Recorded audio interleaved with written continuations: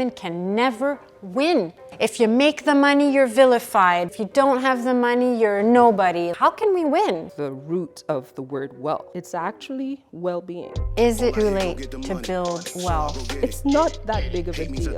I encourage my clients not to go with cheap and expensive. I always use money based on a value system. All I hear, go get the money, so I go get it.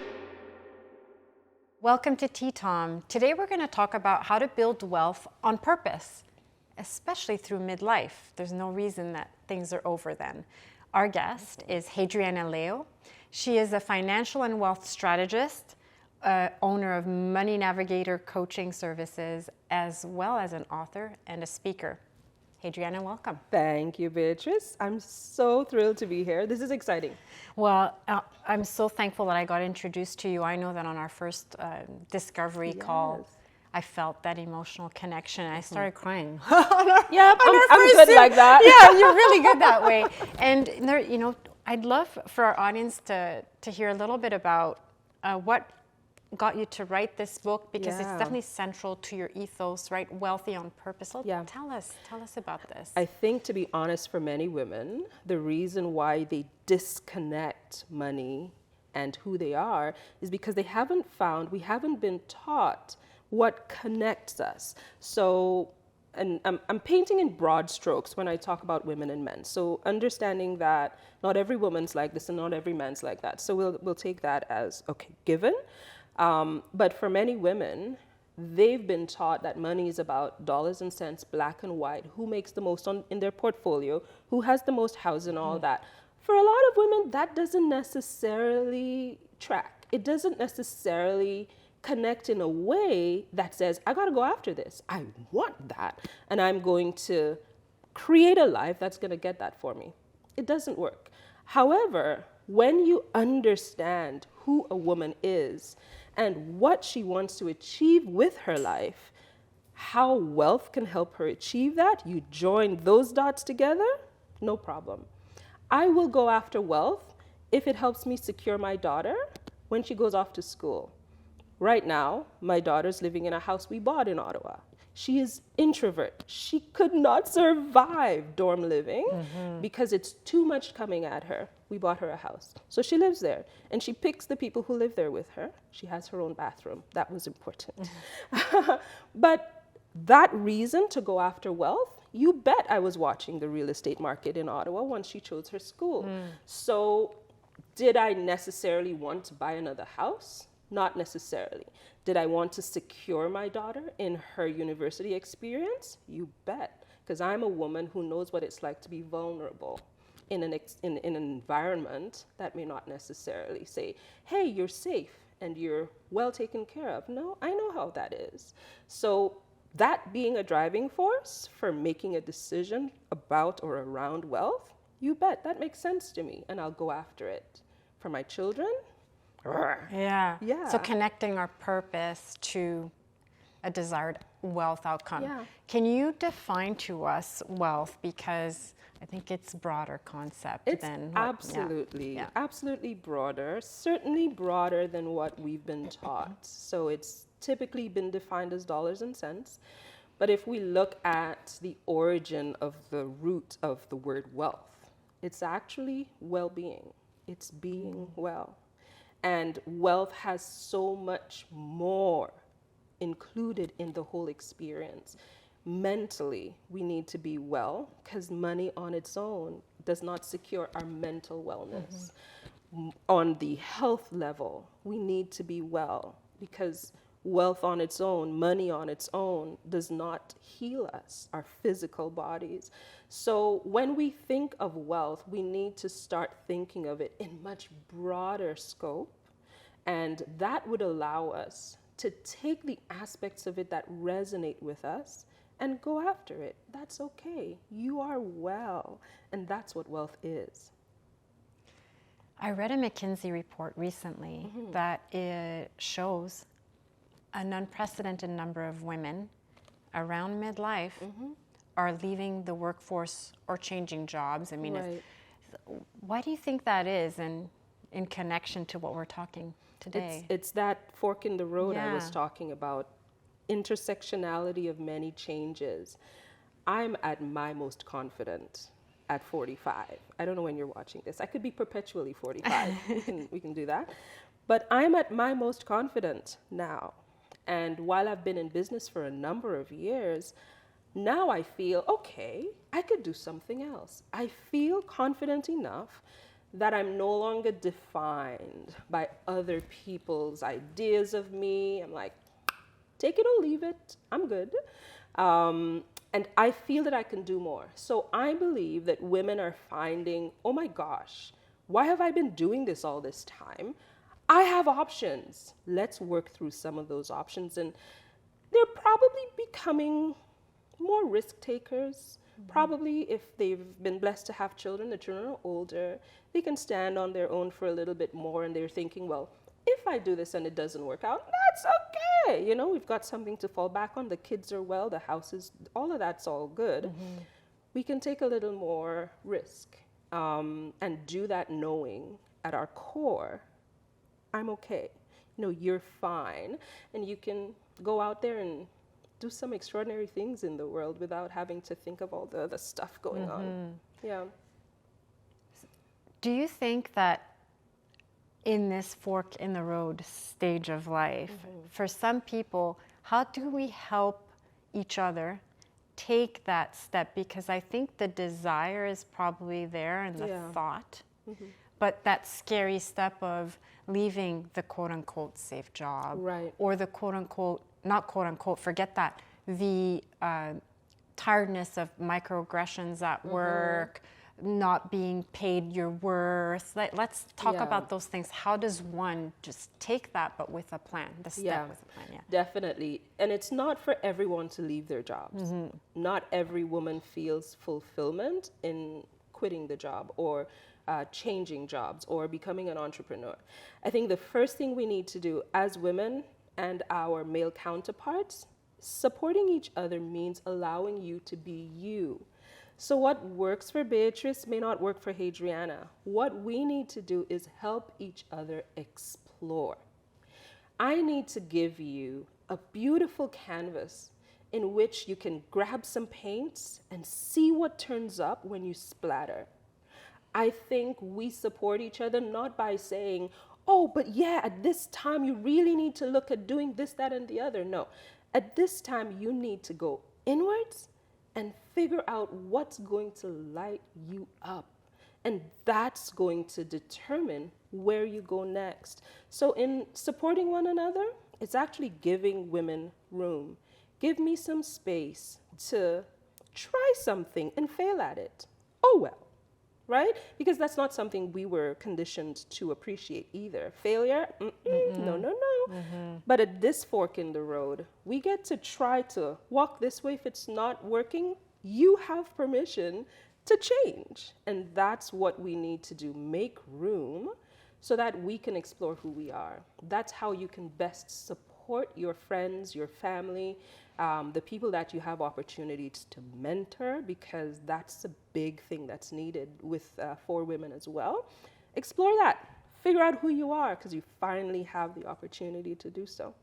What's your favorite exercise to do with your client? It's actually really hard, I find, alone to figure that out, right? So what's your... Well, one of the things, depending on the client personality, one of the things I like to do is to vision. So if everything works out exactly as you'd like it to, what would that look like? That is a hard exercise, because so many of us have never had the experience of things actually working out. We've become jaded, right? And you know, why bother to dream when every dream just gets cracked like the mirror that falls off the wall? But for the woman who can do it or is open to the experience, just ask yourself, what if it actually works out? What would that be like? And go down that path. Go down. What would your life feel like? What would you be hearing? What would you be feeling? What's against your skin? Like, what are you smelling? Is there salt in the water? I love salt in the water. and breezes, or are you somewhere where there are animals walking across your back lawn? live that experience and experience it in such a way that it now starts to compel you. You move to it. And the beautiful thing about that is when you can become that immersive, it naturally just pulls you to it. It's like a magnet. The vision literally pulls you. You don't have to fight it. You don't have to become anything other than who you are. The vision literally pulls you. The actions you need to take, they just seem to fall into place. That's not to say it's a bed of roses and everything's just hunky-dory, but the action, the drive that you need to achieve that, it happens naturally. So if we were to think of practical tips from that, I love the immersive vision. That's it made my skin You tingle. got goosebumps. Yes, didn't I you? got goosebumps. The actions then, because vision, I remember even, as a teenager seeing the vision board, but the vision board is not enough. That's right. So how do we then backtrack to some actions? You How pick one thing. Yeah. Because in that vision, you're going to find certain elements that you're going to really enjoy. So for example, I like to say that I'm a hedonist. I love pleasure. I love sensual experiences. In my vision, what really pulls me are those things. So one of the first things I chose for myself was to have regular massage. To me, it is luxurious. So I went to a massage therapist. It was at her house. The room where she did it was full of books and all of that. I'm like, not going back. This is not what I wanted. So I tried a different therapist and I tried a different one until I have the one that I really enjoy. She's plays the right music when I get there. She's got the right essential oils going. That is immersive for me and I get to live it now. So picking one element of that vision and working to create it, that's going to help support the next thing that you choose. Maybe the next thing that you choose is cash flow. You want to be able to have some cash sitting somewhere that if you decide you want to do this, you can do it. So it might be a hobby that you can monetize. What's something that you're good at? I know someone who makes a killer lasagna. You know what I mean? You don't need to open a restaurant. You just need to spread the word to a few friends and family that, you know what? I'm working on this dream. I'm working on this thing that I want to do. I'm going to make you a lasagna and you'll pay me X amount of dollars. Tell your friends. And every time you sell a lasagna, cha-ching, that's to your dream. That's to that thing, that vision becoming a reality. So you pick one element, one thing in that vision that you can actualize and you work on it. And then you'll see you're going to get into that rhythm. You're going to feel that momentum building and then it's inevitable. The vision will come through because you're building it one, maybe two things at a time. What about, is it too late to build wealth at 50? You just said too late, and I'm like, never, never, never, never, never. When wealth is wellness, it's never too late. If you're looking at a portfolio that you're trying to get 110% return on investment, that might just be ridiculous, and setting your expectations are essential. But when wealth is wellness, it's never too late. It's never too late to wake up and have a better experience when you get up in the morning. I'm still working on this, Beatrice, but waking up in the morning and just feeling rested, I think that's wealth. I think I'm going to cry because so many mornings it's hard to do that. It's hard. Just the experiences we have when we're sleeping, sometimes my brain just doesn't shut off. Yeah. Sometimes literally the prayer is, shut it off. And as a result, 2, 3 o'clock in the morning, we're not sleeping. Yeah. And it's not Throw so in much, a hot flash in there. oh, happy days, right? Yeah. And then you're thinking about the kids. Yeah. You're thinking about the damn ex-husband. Sorry. I'm happily married, by the way. But you're thinking about, because you're not sleeping, now your mind is going these hundreds of different directions. And we're waking up. Maybe we love our jobs. We might love our entrepreneurial experiences, but we're not well rested. So when wealth is wellness, it's never too late to have a better experience or a better result, a better outcome, an improved experience. So never too late. Never too late. Never too late. Put that on the memo. Yep. Stick it up somewhere, you'll see it. The title of your book is Becoming a Wealthy Woman on Purpose. Tell us more about that. Yeah, so the on purpose part is a double entendre, and that's very deliberate. Part of it is doing it deliberately. So choosing as a woman to create wealth, choosing to identify as a wealthy woman, being deliberate and intentional about that. The other part of it is connecting purpose to your wealth. So you're not just going after zeros before the dot. You're going after wealth that will facilitate your purpose. Obviously, that means you need to identify your purpose or at least explore what that can be. But creating wealth, doing it deliberately, and doing it in connection with your purpose, I found to be the magic formula for women to become wealthy and love what they see in the mirror. That's the missing link that connects the numbers to the womanhood purpose. And unapologetically, you Oh, you mentioned bet. that. And can you talk about that? Because I hate how women can never win. Yeah. If you make the money, you're vilified. But if you don't have the money, you're nobody. Like, how can we win? Well, you win when you define it for yourself.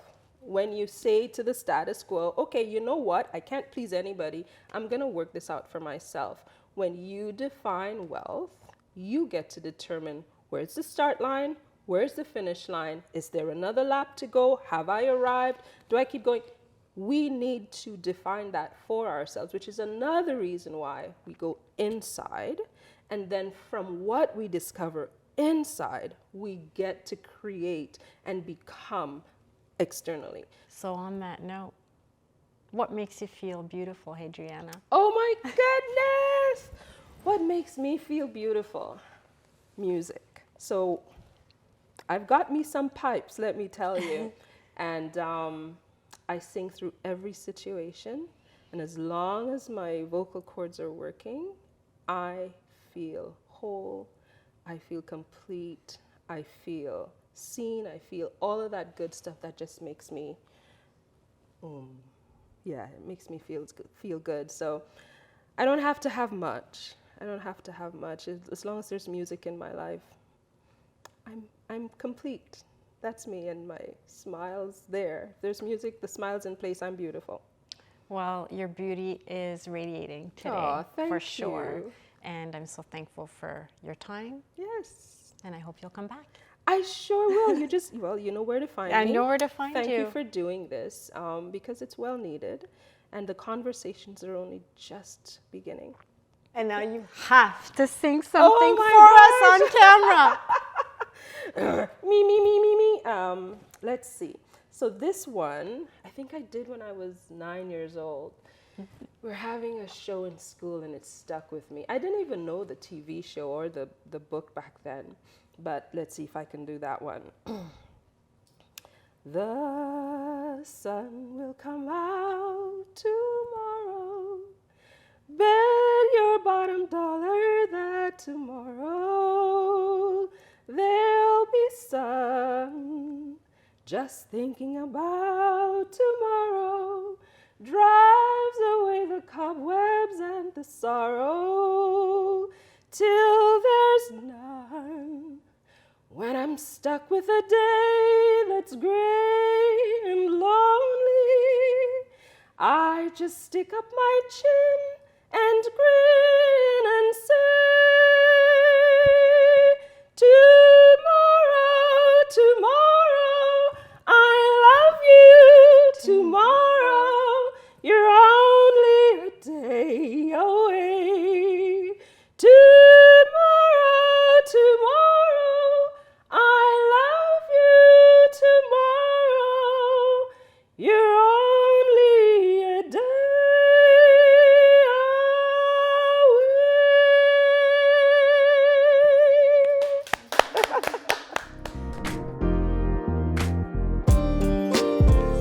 shit I like is not just shit I like, but for instance, it's shit my daughter likes. I love spending time with my teenager and we do lots of things together. One of them is going to Sephora. I feel like it's a way to bond and it keeps me feeling young because she discovers things that I wouldn't necessarily know about.